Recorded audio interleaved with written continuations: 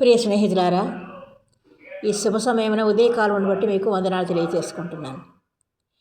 ఈ శుభయ గొప్పనైనటువంటి శ్రేష్ఠ సమయమున మనము కొన్ని వాక్యములు, జీవవాక్యములు ఇప్పుడు చదువుకుందాం. ప్రియ స్నేహితులారా, ఇర్మియా గ్రంథము 30వ అధ్యాయం నుంచి, ఇర్మియా గ్రంథము 30వ అధ్యాయములో మనము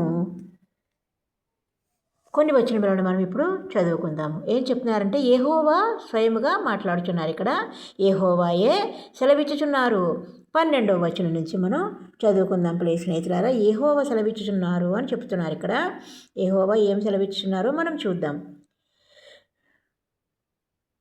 యెహోవా ఇలాగ సెలవిచ్చుచున్నాడు, నీ వ్యాధి ఘోరమైనది, నీ గాయము బాధాకరమైనది.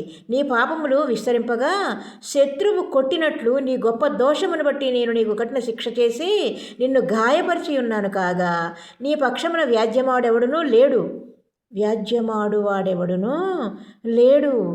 నీ స్నేహితులందరూ నిన్ను మరచి ఉన్నారు.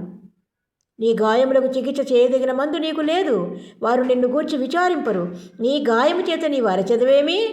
నీకు కలిగిన నొప్పి నివారణ కాదు. నీ పాపములు విస్తరించినందున నీ దోషములను బట్టి నేను నిన్ను ఇలాగు చేయుచున్నాను.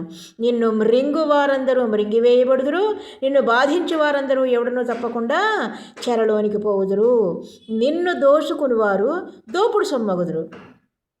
నిన్ను అపహసించే వారినందరినీ దోపుడు సొమ్ముగా అప్పగించదను.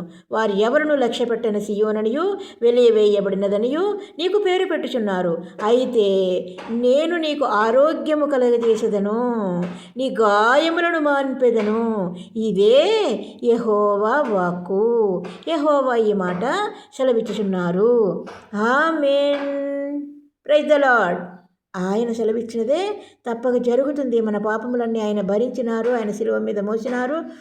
ఆయన సులువైన కాడి మనకిచ్చి, ఆయన కుటుంబంలో చేర్చుకుని రక్షించుకుని, ఆయన రక్షణ మనకిచ్చి, ఆయన కాచి కాపాడుకునే దేవుడు గొప్ప దేవుడు. ఆయనను అనుసరించుట మంచిది, క్షేమము. ప్రియ స్నేహితులారా, ఆమేన్.